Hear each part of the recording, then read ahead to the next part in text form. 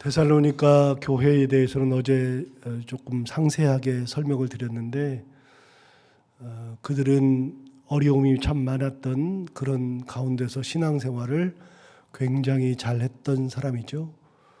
사도 바울을 잡아 죽이려고 했었고 깡패들 동원해가지고 그 다음에 사도 바울이 베레아에 있을 때까지도 원정 가서 거기서도 사도 바울을 잡아 죽이려고 했을 정도의 그런 유대인들, 그런 사람들 밑에서 신앙생활을 해야 되는 데살로니가 교회 성도들, 사도 바울은 고린도에 와서 있으면서 계속 궁금한 거죠.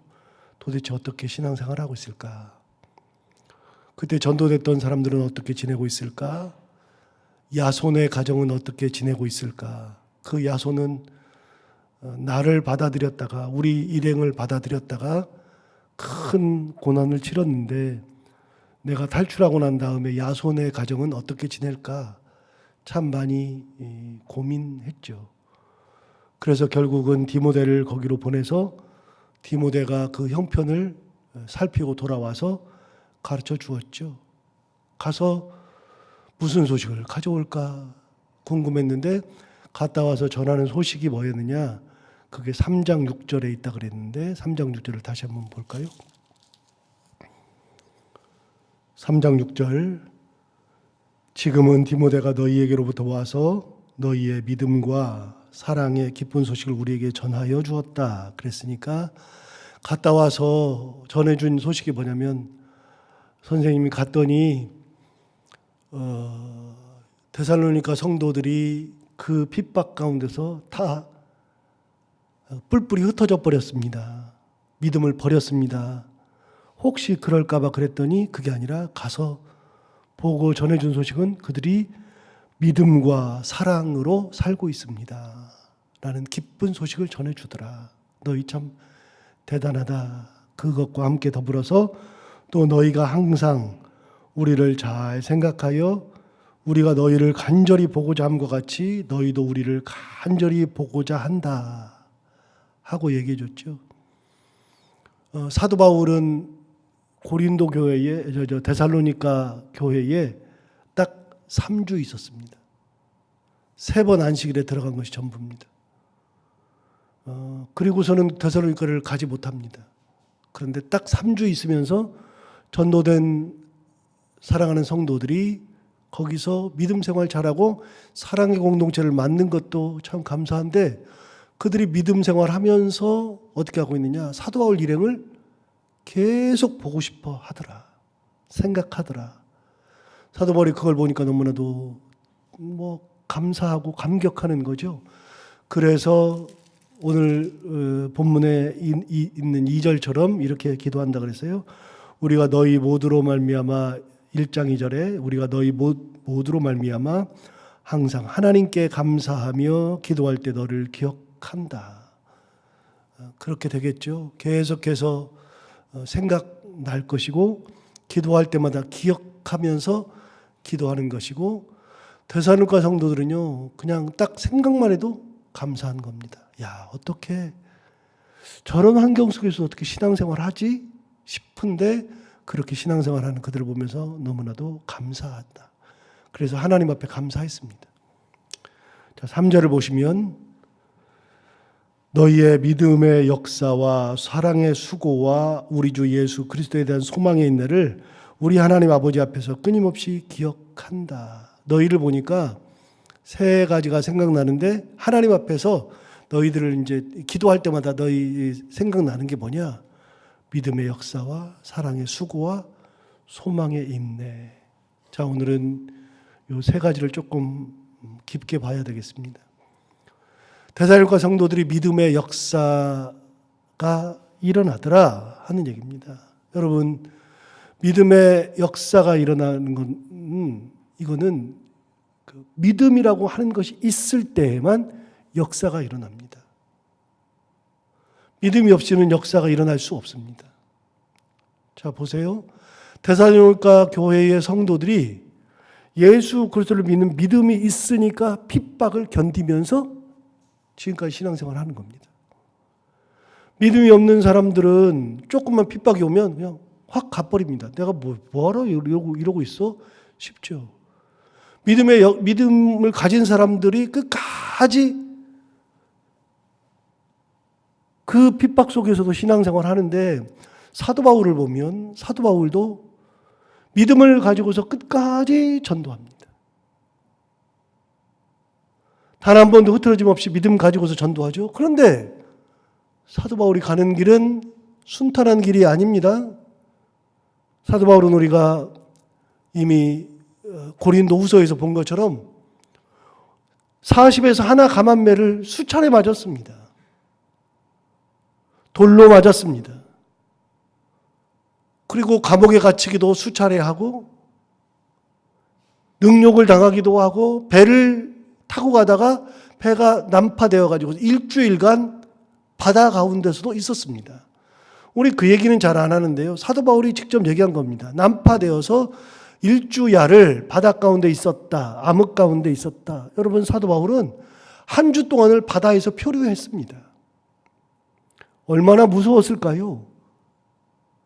감옥에 갇히고 굶기도 수차례 하고 강도를 만나기도 하고 헐벗었고 그 모든 것을 했습니다.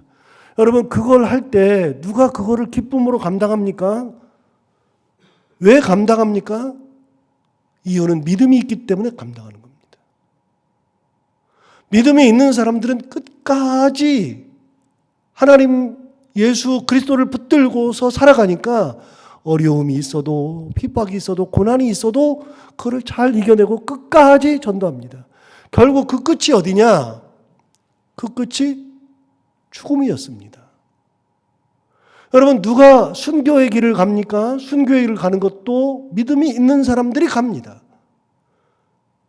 역사를 이루어내는 사람들은요, 믿음이 있는 사람들이 역사를 이루어내는 겁니다. 사도 바울이 순교의 길을 갔던 것과 동일하게 예수님의 12 제자 중에서 11명이 순교의 길을 갔습니다. 그들이 다 믿음을 따라서 그 길을 간 겁니다. 그래서 세계 곳곳을 가보면 거기 순교하신 분들이 있습니다. 제가 이란에 갔더니 이란의 북부지방, 원래는 거기 이제 아제르바이잔 지역이기도 하고 아르메니아 지역이기도 하고, 이제 거기 옛날에 고대 시대에는요 왔다 갔다 하니까요. 아르메니아 같은 경우는 약 10여 년 전에, 벌써 10여 년 전에 러시아의 침공을, 지금은 우크라이나가 받고 있지만 약 10년 전에는 아르메니아가 러시아의 침공을 받았잖아요. 그리고 그 이전에는 터키의 침공을 받아가지고서 엄청나게 많은 사람들이 죽었습니다. 아르메니아에서. 근데 그 아르메니아는 얼마나 대단한 나라냐면요, 기독교를 우리나라의 국교다 하고서 선포한 나라가 로마가 최초라고 알고 있는데, 로마가 기독교를 우리 국교라고 선포한 것이 AD 393년입니다. 392년. AD 392년에 우리나라의 국교다. 그래서 이 기독교만 믿어야 된다. 국교를 선포한 게 392년인데요. 아르메니아는요, 310년대에 이미 국교로 선언한 나라입니다. 대단한 나라입니다. 그런데 그 아르메니아에 갔더니, 그 이란의 북부지방이죠. 지금은 이란의 북부지방인데, 거길 갔더니요, 다데오가 누구냐면 예수님의 12제자 중에서 11번째 나오는 제자입니다. 11번째, 다데오. 그 다음이 가룟유다. 그 가룟유다 대신에 나중에 마띠아로 채워지죠. 어쨌든 12제자 중에서 이름이 11번째 나오는 제자고, 성경에는 예수님의 제자들을 거명할 때만 나왔던 다데오. 다른 때는 성경에 나오지도 않는 그 다데오의 순교한 곳이 아르메니아입니다. 거기까지 와서 순교했습니다. 그리고 그 아르메니아의 후예들이 지금 아르메니아 정교회를 가지고 사는데, 제가 지도를 보면서 설명드리면 참 좋은데, 아르메니아는 어디 있냐면요, 아르메니아는 러시아 바로 그냥 코 밑에 있습니다. 러시아 코 밑에. 러시아 큰 나라 코 밑에 있으니까요, 거기서 이상한 짓 하면 그냥 와서 침공해버립니다. 그런데 아르메니아는 어디 있냐면 터키의 동부지방에 있습니다.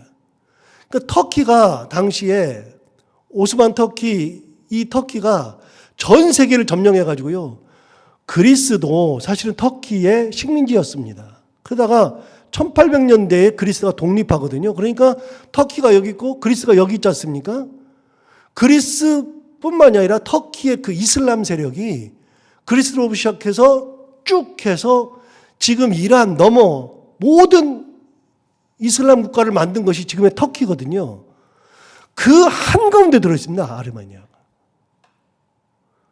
그러니까 이슬람 국가들 속에서 1000년가량을 견디면서 신앙을 가지고 살았던 겁니다. 나중에 그래서 터키가요, 아르메니아 사람들을 엄청나게 학살했습니다. 그래서 우리는 유태인 학살만 얘기하거든요. 그래서 2차 대전 때 유태인 학살만 얘기하는데, 유태인 학살 이전에 이미 아르메니아는 수많은 사람들을 순교자로 다 바쳤습니다. 그런데 지금도 아르메니아는 믿음의 국가입니다. 대단합니다.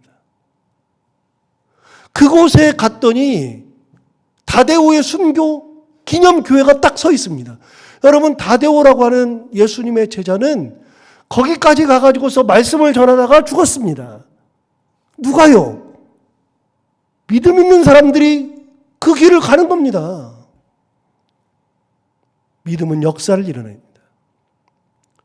사도 바울이 믿음으로 끝까지 전도하고, 사도 바울이 믿음으로 전도하고서 순교한 후에 그 다음에 사도 바울의 피를 이어받은 사람들, 12 제자들의 피를 이어받은 사람들이 초대교회 교부들부터 시작해가지고서 많은 사람들이 순교했습니다. 그래서 터툴리안이라고 하는 사람이, 그 유명한 터툴리안이라는 사람이 뭐라고 얘기했냐면, 순교자의 피는 교회의 뿌리라 그랬습니다. 그래서 그걸 이렇게 바꿉니다. 교회는 순교자들의 피 위에 서 있다. 여러분, 누가 순교자입니까? 믿음을 가지는 사람들이 순교의 길을 다 갔습니다. 그래서 믿음은 역사를 일으킵니다.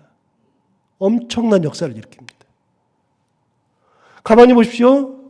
다니엘이 무덤으로 그 사자굴로 들어갑니다. 사자굴로 들어가는데 일반 사람들이 사자굴로 들어가려고 그래요. 뭐 절하라 그러면 절하고 말죠. 그런데 하나님을 끝까지 믿고 들어가는 겁니다. 여러분, 들어간 다니엘이 역사를 일으키는 거죠. 에스더가 어떻게 합니까? 3일 금식하던 도중에 3일째 되던 날에 내가 죽으면 죽으리이다 하고서 죽음의 길을 가는 거잖아요. 누가 갑니까? 믿음 있는 사람들이 갑니다. 역사는 누가 일으킵니까? 믿음 있는 사람들이 그 역사를 일으킵니다. 김포에서 목회하고 있는 정재화 목사라고 있는데, 이제 저랑 굉장히 친한, 그 목사님을 보면 부러운 게 딱 하나 있습니다. 진짜 부러운 거. 몇 번 이런 얘기는 드린 적이 있는데, 정재화 목사를 보면 부러운 게 딱 하나, 다른 거 하나도 부러운 게 없습니다. 진짜 하나도 부러운 게 없는데 딱 하나 부럽습니다. 뭐라 그러냐면 이렇게 얘기해요. 자기 엄마는 지금도 교회의 문을 새벽에 여는데, 아버지가 일찍 돌아가시고 나서 엄마가 바닷가에 나가서 해녀하면서 그 포항에 있는데 해녀하면서 자기들을 키웠는데, 그러고 나가지고서는 물질하고 와서도 저녁이 되면은 꼭 그냥 아예 교회 가서 자버리는데, 지금도 연세가 80 뭐 이 정도 되셨는데 지금도 교회에서 자버린답니다. 그래서 밤새 자다 기도하다 하면서 지금도 교회 문을 열면서 계속해서 자기를 위해서 기도한다는 겁니다. 근데 정 목사님이 저랑 같이 영락교에 있었는데, 그분이 임지가 없어가지고요, 거의 6개월을 놀았습니다. 6개월을 놀았는데 결국은 찾아가서 지금 목회를 굉장히 잘합니다. 그리고 굉장히 성실해요. 그분이 진짜 성실하고요. 인품 참 좋고요. 그런데 뭐 성실하고 인품, 저도 성실하기는요 참 진짜 성실하고요. 인품은 조금 안 되긴 하지만, 그런데 진짜 부러운 거는요, 엄마가 자식을 믿음으로 키우는 겁니다. 끝까지 자식을 놓고서 기도줄을 놓지 않고서 잡고 있으니까 그 자식이 갈 길을 찾아가는 거예요. 저는 그래서 다른 목사님들 중에서요, 부모가 끝까지 기도하는 목사들이 세상에서 가장 부럽다 그랬잖아요. 가장. 저는 거꾸로 우리 부모를 전도했고 그분들은 부모가 자식을 위해서 목회하는데 기도하고 있고, 여러분 그 믿음을 가지고서 그 어려움 속에서도 끝까지 기도할 때 하나님께서 역사하시는 겁니다. 하나님의 역사가 반드시 일어납니다. 그 믿음 없습니까? 저는 그 믿음이 있는데, 하나님의 역사는 그냥 흘러가지가 않아요. 그래서 저는 그런 믿음은 있거든요. 성경에는 그런 말은 없는데 우리 기도가 천국에 쌓인다. 맨날 그 목사님들이 그런 얘기 하는데, 저는 뭐 이게 성경이 없으니까 그런 얘기는 잘 안 하지만 그러는 것 같아요. 기도가 천국에 쌓여요. 하나님께서 역사해 주셔요. 여러분, 어거스틴을 살린 사람이 누굽니까? 엄마의 기도 아닙니까? 끝까지 믿음으로 하는 기도. 그래서 믿음은 역사를 일으킨다. 믿음은 반드시 역사가 동반된다. 데살로니가 성도들이 그 어려움 속에서도 끝까지 견디하고 신앙생활하는 것은 믿음으로 한 겁니다. 그래서 믿음의 역사가 일어나는 겁니다. 야, 어떻게 저게 돼? 됩니다. 여러분, 믿음은 됩니다. 아무것도 안 되는 것 같아도 믿음은 됩니다. 두 번째, 사랑의 수고 그랬습니다. 여러분, 사랑은 반드시 수고가 동반됩니다. 수고가 동반될 뿐만이 아니라 모든 것을 다 줄 정도입니다. 사랑은 희생까지도 갑니다. 제가 읽었던 책들 중에서는 이제 아버지라는 책이 있어요. 아버지라는 책, 김진병 씨가 썼던 아버지라는 책이 있고, 그다음에 조창인 씨가 쓴 가시곡이라는 책이 있는데, 그 책들은 뭐 유명한 책들이니까요. 나오기도 옛날에 나왔어요. 한 20년 전에 이미 나온 책이고. 그런데 가시곡이라는 책을 보면 그 아버지가 자기 아들을 위해서 자기 아들을 살리겠다고, 자기 아들 백혈병을 살리겠다고 그 아버지가 어떻게까지 하는지를 다 보여주는 게 가시곡이 아닙니까? 그런데 자기 아들을 백혈병을 걸려서 그걸 살려야 되는데 돈이 없어요. 자기 아내는 나는 이런 생활 지겹다 그러고서 프랑스로 그냥 이혼하고서 가버리죠. 가가지고서 아주 유명한 미술가가 되어서 돌아와요. 돌아오는데 이미 이혼을 했고, 그런데 그 아들이 죽어갑니다. 죽어가는데 그 아버지가 돈도 없으니까 어떻게 해요? 자기 눈을 빼가지고 팔잖아요. 나중에 보니까 아버지가 암인가 걸려가지고 죽어가요. 그러니까 장기를 팔아가지고 아들을 백혈병을 고치겠다고 그렇게 하고서 죽습니다. 그리고 그 아내를 절대로 보지 않고 이 아들을 버리고 갔고 나를 버리고 가서 성공하고 왔지만 절대로 그런 얘기를 안 하다가 자기가 죽게 됐을 때 마지막으로 암투병하고 장기를 팔아서 아들의 수술비를 마련하고서 자기 죽어갈 때 그 아내를 불러서 아들을 부탁하고서 죽습니다. 그렇게 보기 싫은 아내였어도 그렇게 하고 죽습니다. 그게 가시고기거든요. 가시고기가 그런다는 거 아닙니까? 가시고기는 자기 속으로 새끼를 낳고 새끼가 살아가야 하는데 먹을 것이 없으니까 자기 몸을 다 파먹게 하고서 자기 몸을 새끼가 다 파먹은 다음에 죽어가는 고기가 가시고기 아닙니까? 그래서 아버지가 그렇게 가시고기처럼 하고 죽는다. 그게 이제 조창인 씨가 쓴 그 가시고기라는 소설이고요. 아버지라는 소설도 비슷한데 제가 그때 그 읽으면서 굉장히 많이 울었죠. 가시고기 읽으면서 kokkok 울었었습니다. 제가 울릉도에서 읽었었는데, 여러분, 사랑은 몸도 내어줍니다. 수고를 마다하지 않습니다. 여러분, 오늘이 바로 예수 그리스도께서 십자가에서 달려 돌아가시는 성금요일인데, 예수께서 십자가에 달려서 돌아가시는 그것은 우리를 사랑하셨기 때문이죠. 그래서 요한복음 3장 16절 기독교의 핵심인 한 구절만, 이 성경 구절 중에서, 이 많은 구절 중에서 한 구절만 딱 얘기해라 그러면 요한복음 3장 16절이라고 뭐 다 얘기하는데, 하나님이 세상을 이처럼 사랑하사 독생자를 주셨으니? 예, 하나님이 세상을 사랑하면 독생자를 주시는 겁니다. 내 아들을 주는 겁니다. 이게 말이 되는 얘기입니까? 여러분, 자식 있으면 누군가를 사랑해요. 자식 말고 또 누군가를 사랑해서 자식을 죽여서 이 사람을 살려요? 여러분, 그럴 수 있어요? 이게 가능해요? 하나밖에 없는 자식을 줄 수 있어요? 안 되죠. 그럼 하나 물어봐요. 자식이 둘인 분들한테 물어봐요. 여러분, 둘이니까 하나는 그냥 죽여서 살릴 수 있어요? 돼요? 자식이 열이면 하나는 내줄 수 있어요? 안 되는 겁니다. 그런데 하나님이 우리를 지극히 사랑하니까 독생자를 주신다는 겁니다. 말도 안 되는 것입니다. 사랑하니까 내주는 겁니다. 사랑하니까. 그래서 사랑하면 수고가 따릅니다. 사랑하면 수고가. 희생까지도 나갑니다. 마지막으로 소망의 인내를 좀 볼까요? 여러분, 소망의 인내 그랬습니다. 인내하는 것은 소망이 있을 때 가능합니다. 여기는 성경 구절 하나만 찾아볼까요? 히브리서 11장으로 한번 가볼게요. 제가 가진 성경으로 365페이지, 신약 성경 365페이지.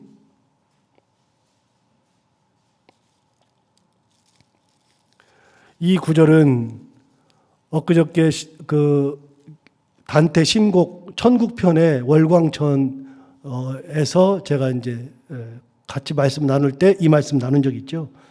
히브리서 11장 13절. 유명한 구절입니다. 장례식 때 많이 하는 구절입니다. 히브리서 11장 13절. 이 사람들은 다 믿음을 따라서 죽었으며 약속을 받지 못하였으되 그것들을 멀리서 보고 환영하며 또 땅에서는 외국인과 나그네임을 증언하였으니 그들이 이같이 말하는 것은 자기들이 본향 찾는 자임을 나타냄이라 그랬어요. 여러분, 이 사람들은 다 믿음을 따라 죽었대요. 이 사람들이 누굽니까? 여기 있는 이 사람들은 히브리서 11장에 나오는 사람들은 여기에 믿음장이라고 하는데 히브리서 기자가 믿음의 예를 들었던 사람입니다. 거기에는 노아도 나오고 아벨도 나오고 아브라함도 나오고 이삭도 나오고 여러 믿음의 사람들을 쭉 나오는데 이 모든 사람들은 다 뭘 따라서 죽었다고요? 믿음을 따라서 죽었다고요. 히브리서 11장에 참 많은 인물들이 믿음의 그 선조로 나오는데 그들이 다 죽을 때 믿음으로 다 죽었습니다. 히브리서 기자가 보니까 다 믿음을 따라서 죽었습니다. 그래서 말씀드리잖아요. 여러분, 우리가 성경을 가지고서 매주 설교합니다. 그리고 성경의 인물들을 한 번쯤은 언급합니다. 예수를 언급하든 바울을 언급하든 다윗을 언급하든 베드로를 언급하든 성경의 인물들을 한 명씩은 다 언급하는데 우리가 언급하는 이 성경의 인물들은 하나같이 전부 다 죽었습니다. 산 사람이 한 명도 없습니다. 이 책은 살아있는 자들의 책이 아니라 이미 죽은 사람들의 기록입니다. 다 죽었습니다. 그런데 그들이 다 어떻게 죽었느냐? 믿음을 따라서 죽었다는 겁니다. 믿음으로 살다가 믿음으로 죽었어요. 그럼 그 믿음이 뭐냐? 이 땅에 살면서 그들이 믿었던 믿음이 뭐냐? 자, 13절 다시 보세요. 이 사람들은 다 믿음을 따라 죽었으며 약속을 받지 못하였으되 그것들을 멀리서 보고 환영하며 또 땅에서는 외국인과 나그네임을 증언하였다. 여러분, 이 땅은 나그네요.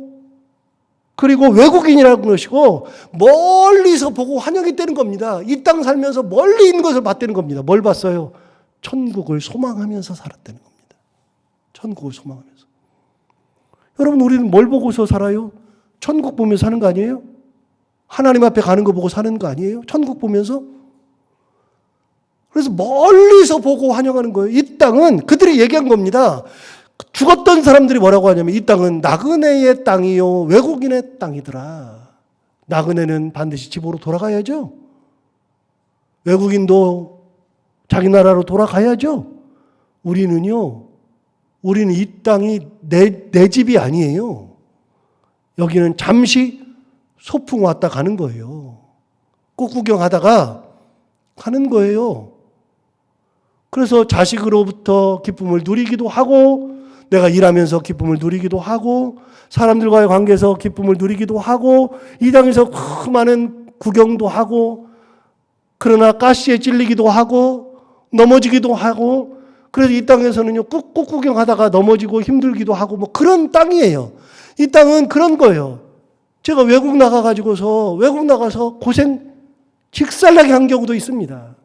미리 저는 예약을 하고 왔는데, 3년 전에 제 친구들이랑 같이 그 지중해를 여행할 때 시실리아를 갔는데, 시실리에 가기 전에 호텔을 다 예약하고 가거든요. 호텔을 다 예약했는데 시실리에 예약을 하고 갔는데요. 컴퓨터로 보니까 뭐 알아요? 제일 좋은 거를 고른다고 쭉 떠 있는 거 중에서 고른 걸 고른다고 골랐는데, 정말 놀랍게도 거길 갔더니요, 그 동네에 도착했는데 마약하고 있어요. 그 동네가 마약 동네예요.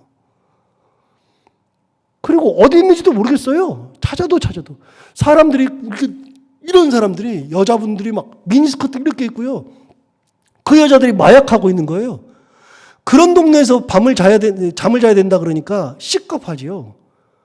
그래가지고 결국은 그 동네에서 예약했던 거 다 포기하고 거기서 1시간 반을 가가지고 큰 도시에 가가지고 그냥 호텔 찾아서 들어가가지고 오늘 하룻밤만 잡시다. 그때가 새벽 2시입니다. 새벽 2시에 잠자리에 들어간 적이 있습니다. 여러분, 해외여행 가면은 막 즐거움만 막 있어요?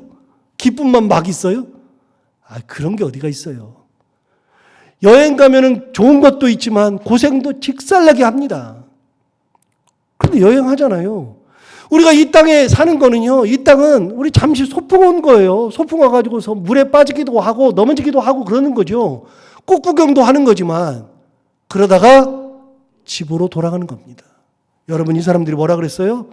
그 사람들은 다 믿음을 따라서 죽었는데 그 자기들의 돌아갈 본향이 있는 것을 알고 본향을 쳐다보면서 계속해서 그거를 환영하면서 지냈어요. 이 땅은 나그네의 땅이요, 외국인의 땅이니까 이 땅 사는 동안에 천국을 소망하고 사는 겁니다. 천국을 소망하고 사니까 내가 갈 집이 있잖아요. 내가 갈 집이. 여러분, 내가 갈 집이 있으면 지금 조금 힘들어도 괜찮잖아요. 이사 갈 때 보면 내가 이사 갈 집이 있어요. 그러면 지금 조금 불편해도 괜찮잖아요. 며칠만 참으면 되잖아요. 기쁨으로 참잖아요. 이 땅을 살아갈 때 뭘로 살아가요? 소망으로 살아가는 거예요. 천국을 소망하면서. 그러면 인내하는 겁니다. 인내. 자, 믿음이라는 것은 뭐냐? 3가지가 있습니다. 여러분, 우리는 믿음, 소망, 사랑만 얘기하는데 믿음은 역사를 일으키고 사랑은 수고가 동반되고 그리고 소망은 인내를 만들어내죠. 그걸 누가 했어요? 데살로니가 교회 성도들이 한 겁니다. 4절 보세요. 하나님의 사랑하심을 받은 형제들아 너희를 택하심을 아노라. 뭐라고 얘기하는 거예요? 가만히 보니까 이 사람들은요, 하나님의 택하신 사람들이야. 그렇지 않으면 이렇게 할 수가 없어요. 도저히 불가능해. 이런 핍박 속에서 어떻게 살아요? 이런 핍박 속에서 어떻게 믿음으로 역사하고 사랑으로 수고하고 소망의 인내를 가지고 이렇게 살아요? 3주밖에 없었는데 어떻게 가능해요? 그런데 가만히 보니까 이 사람들은 하나님이 택하신 사람들이구나. 하나님께서 택하셔서 붙들고 계시는 사람들이구나. 예, 여러분을 보면 알아요.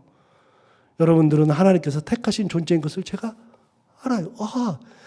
이런 코로나 와중에서도 새벽 기도를 마스크 쓰고 와서 한다는 거 보면 하나님께서 택하신 존재들이구나 아는 거죠. 여러분, 하나님께서 택하신 존재들은 3가지의 열매를 맺습니다. 믿음의 역사와 사랑의 수고와 소망의 인내. 오늘부터는 이거를 조금 더 믿음, 소망, 사랑만 기억할 게 아니라 믿음의 역사, 사랑의 수고, 소망의 인내. 그거를 이루며 산다는 거 기억하시면서 오늘 하루는 예수님의 십자가에 달려서 돌아가신 것을 묵상하면서 더욱더 은혜롭게 살아가는 귀한 하루가 되기를 바랍니다. 기도하겠습니다. 하나님 아버지 감사합니다. 오늘도 귀한 말씀으로 우리를 깨우셔서 감사합니다. 이 말씀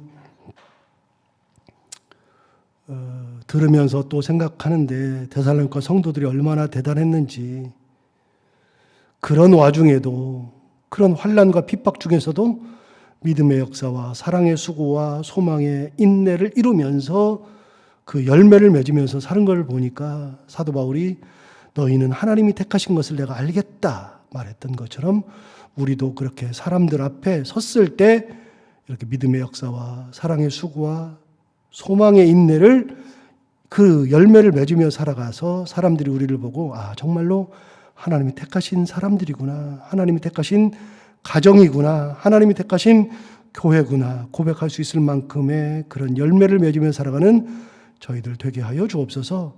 하나님 아버지, 특별히 오늘은 성금요일이고 내일은 하루 종일 예수께서 무덤에 계시는 날입니다.